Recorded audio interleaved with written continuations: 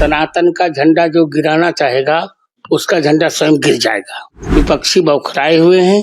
ममता मृत्यु कुंभ कह रही हैं। अब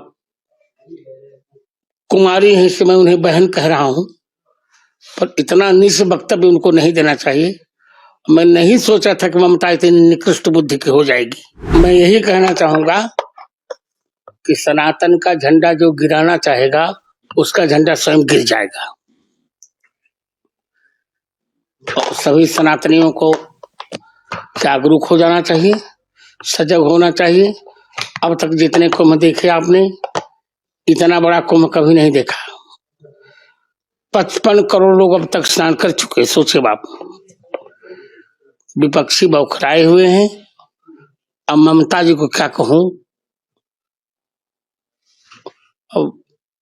मृत्यु कुंभ सुनिए, मैं वही बोलने जा रहा हूँ। अब जब कम बोले तो वही सुविधा रहेगी।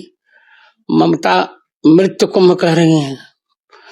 अब कुमारी है इससे मैं उन्हें बहन कह रहा हूं, पर इतना नीच वक्तव्य उनको नहीं देना चाहिए। मैं नहीं सोचा था कि ममता इतनी निकृष्ट बुद्धि की हो जाएगी। मृत्यु कुंभ नहीं है, ये महाकुंभ है, और ऐसा महाकुंभ अब तक कभी नहीं हुआ। মহাকুম্ভ আমি নাইবা বললাম, ওটা এখন মৃত্যু কুম্ভ হয়ে গেছে।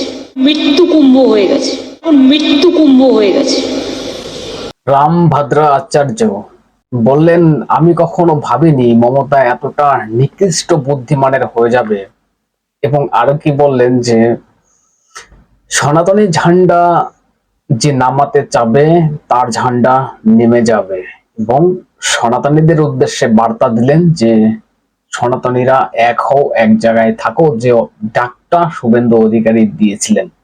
প্রিয় দর্শক, আমি নয়ন রায়, আপনারা দেখছেন হাবড়া টিভি। দর্শক, ভিডিও ভালো লাগলে একটা লাইক করবেন, চ্যানেলটাকে সাবস্ক্রাইব করে পাশে থাকবেন, সাথে থাকবেন। এবার পয়েন্টে আসি। পাঁচাটার সুযোগ নেই, পাঁচাটতে আসেনি। হক অথেন্টিক পিওর বাস্তব রিয়েল কথাটাই বলতে এসেছি। যেটা সত্য সেটাকে বলতে হবে। দর্শক, এই ভিডিও তো ভাইরাল হয়েছে এবং যে অভিশাপ দিয়ে দিলেন এই রামভদ্র আচার্য, যে সনাতনী ঝান্ডা নিচে নামাতে চাবে তার ঝান্ডা নিচে নেমে যাবে। এবং কাকে? মমতা ব্যানার্জিকে উদ্দেশ্য করে তো কথাটা বলা হয়েছে। মমতা ব্যানার্জির ঝান্ডা কি? ঘাসফুল। ঘাসফুল কি নিচে নেমে যাবে 2026 ইলেকশনে? এটা কি আপনারা কি বলেন? আপনাদের গুরুত্বপূর্ণ মতামত জানাবেন কমেন্টস করে। এবং এই কথা বলার মানে, এই কথা কেন বলছে সে তো আপনারা জানেন, যে মহাকুম্ভ, যেখানে 55 কোটি মানুষ অলরেডি সেখানে গিয়েছে, আরো বাকি আছে, আরো যাবে। কিন্তু সেই মহাকুম্ভকে একটা তীর্থস্থান, যেখানে বলা যেতে পারে হিন্দুদের একটা বিশ্বাসের জায়গা, ভরসার জায়গা, আবেগের জায়গা, সেই জায়গাকে বলছেন এটা মহাকুম্ভ না, এটা মরণ কুম্ভ, এটা মরণ কূপ। একজন হিন্দু, একজন সনাতনী ধর্মের মানুষে এই কথা কখনো বলতে পারে? আপনি যদি সনাতনী হন, আপনি কি কখনো এই কথা বলতে পারবেন? বলুন আমাকে। একজন সনাতনী ধর্মের মানুষ, এবং সে মমতা ব্যানার্জি বলছে আমি ব্রাহ্মণ পরিবারের মেয়ে। ব্রাহ্মণ পরিবারের মেয়ে হয়ে একজন, সে এই কথা কি করে বলতে পারে যে মহাকুম্ভ হচ্ছে মরণকূপ? আসলে দর্শক, এটা উদ্দেশ্য পরিষ্কার যে যত হিন্দুদের উপরে আক্রমণ করতে পারবেন মুখ্যমন্ত্রী তথা মুখ্যমন্ত্রীর দল, ওই তোলামুলি পার্টির নেতা মন্ত্রীরা যত হিন্দুদের উপরে আক্রমণ করতে পারবেন, তত হচ্ছে ভোট ব্যাংকটা এক জায়গায় থাকবে। এটা পরিষ্কার। কারণ 30% এক বিশেষ কমিউনিটির ভোট পাওয়ার জন্য হিন্দুদের যা ইচ্ছে তাই বলা যায়, হিন্দুদের ধর্মকে নিয়ে যত ছোট করা যায় তত হচ্ছে তাদের ফায়দা, এবং সেই ভোটটা এক জায়গাতে থাকবে। এটা উদ্দেশ্য মানে পরিষ্কার। কারণ আপনি মমতা ব্যানার্জিকে বলছি, আপনি যদি ব্রাহ্মণ ঘরের মেয়ে হয়ে থাকেন, বলছেন, প্রমাণ করছেন, আপনাকে প্রমাণ করতে হচ্ছে বারবার, আর কারো তো প্রমাণ করতে হচ্ছে না। শুভেন্দু অধিকারী, নরেন্দ্র মোদীর, অমিত শাহ, তাদের তো প্রমাণ করতে হচ্ছে না যে তারা ব্রাহ্মণ ঘরের মেয়ে বা হিন্দু। তাদের তো বলা, আপনাকে কেন প্রমাণ করতে হচ্ছে? আপনি যে কৃষ্টি কালচার শুরু করেছেন সেটাকে নিয়ে মানুষ তো এরকম বলবেই। মানুষ তো বলবেই আপনি হিন্দু বিরোধী, কারণ আপনি পুরো হিন্দু বিরোধী কাজকর্ম করছেন। হিন্দুদেরকে রুখে দিচ্ছেন, দুর্গাপুজো বন্ধ, কালী পুজো বন্ধ, রামনবমী বন্ধ, সব জায়গাতে হিন্দুদের উপরে আক্রমণ হচ্ছে। আপনি আপনার নেতা মন্ত্রীরা আক্রমণ করছেন, আপনি এক কথা বলছেন, আপনার নেতা মন্ত্রীরা অন্যভাবে আক্রমণ করছে।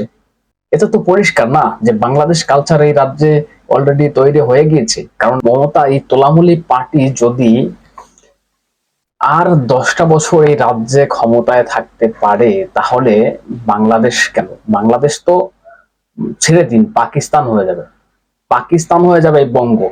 তখন আপনারা কোথায় যাবেন?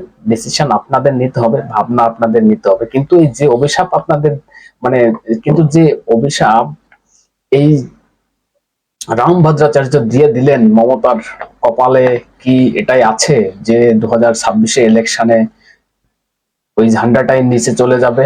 যারা হিন্দু ধর্মের ঝান্ডাকে আক্রমণ করেছে তাদের ঝান্ডা নিচে আসবে? মুখ্যমন্ত্রীর ঝান্ডা কি নিচে আসবে? আপনাদের গুরুত্বপূর্ণ মতামত জানাবেন কমেন্টস করে, এবং নজর রাখবেন হাবড়া টিভিতে।